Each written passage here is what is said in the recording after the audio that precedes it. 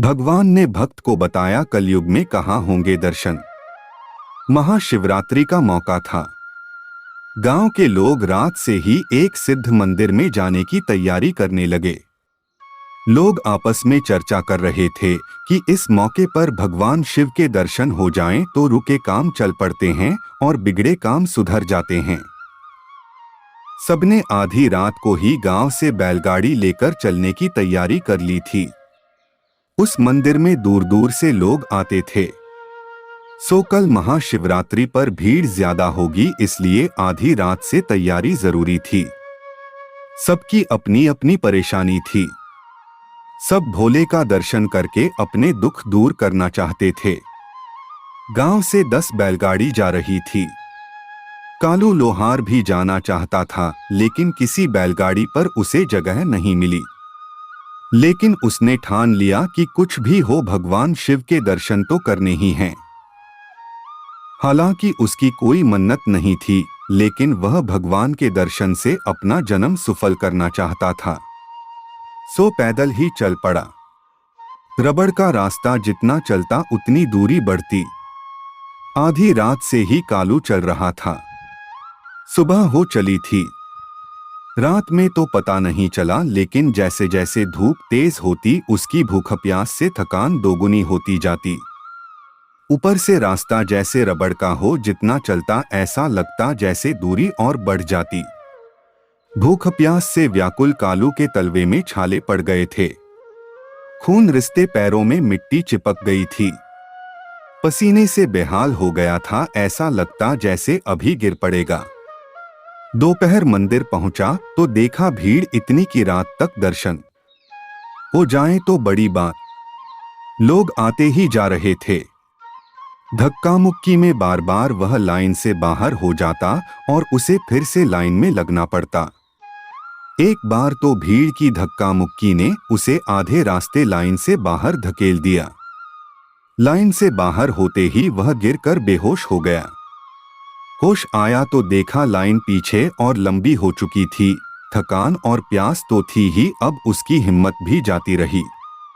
निराश होकर बिना दर्शन मंदिर से लौटना पड़ा। उसने वहीं से लेटे लेटे भगवान को दंडवत किया और भगवान से क्षमा मांगकर घर की ओर वापस लौट पड़ा। दिन था सो उसने शॉर्टकट रास्ता पकड़ लिया। यह रास्ता जंगल और खेतों से होते हुए जाता था। जंगल खत्म होने के बाद जहां से खेत शुरू होते थे, वहां झाड़ियों में एक पुराना भगवान शिव का मंदिर था। वहां कोई नहीं जाता था। शांति देखकर वह मंदिर के फर्श पर लेट गया। थकान और प्यास से उसे तुरंत नींद आ गई। थोड़ी देर बाद ही उसका नाम लेकर कोई उसे पुकारने लगा। उठा तो देखा भगवान स्वयं उसे पुकार रहे थे। उठते ही वह भगवान के चरणों में दंडवत हो गया। उसने पूछा, भगवान आप यहाँ? भगवान ने मुस्कुराते हुए कहा, हाँ मैं तो यही हूँ, तुम यहाँ कैसे? उसने एक ही सांस में सारा किस्सा कह सुनाया। बोले, आपके दर्शन नहीं पाए इसलिए निराश थकामांदा यहाँ शांति देखकर लेट गया था। लेकिन आप यहाँ तो भक्त, वहां किसके दर्शन कर रहे हैं? भगवान बोले, अरे छोड़ो उनको, इतनी भीड़ में भला कौन रह सकता है। जहां शांति का निवास वहां भगवान का वास। न सांस ले सकता हूं न ध्यान लगा पाता हूं, तुम तो जानते ही हो मैं ठहरा योगी। यहां बड़ी शांति है, इसलिए यहीं रहता हूं ध्यान में मगन। वहां लोग मेरी भक्ति नहीं मुझसे सौदा करने आते हैं। कोई कहता है ये कर दो, कोई कहता है वो कर दो। अरे मैं कैसे कर दूं? यदि सब मुझे ही करना होता तो तुम्हें कर्म करने का अधिकार क्यों देता? तुम कर्म करो, फल मैं दूंगा। लेकिन सब मुझसे ही कर्म कराने को बोलते हैं। लोग मुझे ऑर्डर देने लगे हैं, बस फर्क इतना है कि वह ऑर्डर रिक्वेस्ट मोड में होता है।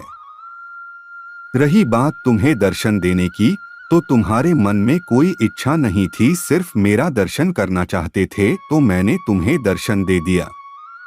अब जब तुम मुझसे मिल लिए तो परंपरा के अनुसार मुझे तुम्हें कुछ वरदान देना होगा, मांगो क्या चाहते हो? कालू बोला, भगवान मुझे कुछ नहीं चाहिए। बस आपके दर्शन चाहिए था, मिल गया मैं, मेरा जीवन कृतार्थ हो गया। मुझे जो चाहिए था वह तो आपने बिना मांगे ही दे दिया। तभी अचानक उसकी नींद खुल गई। देखा तो मंदिर में कहीं कोई नहीं था, बस एक पुराना टूटा फूटा शिवलिंग था। लेकिन उसकी थकान दूर हो चुकी थी, उसके पैरों के घाव भर गए थे, वह अपने तन में एकदम ताजगी महसूस कर रहा था। दोस्तों, अगर आपको यह वीडियो पसंद आया तो इस वीडियो को लाइक और शेयर कीजिए और एक प्यारा सा कमेंट कर दीजिए। और अगर आपने अभी इस चैनल को सब्सक्राइब नहीं किया है तो अभी सब्सक्राइब कर लीजिए। इस वीडियो को अंत तक देखने के लिए आपको दिल से धन्यवाद।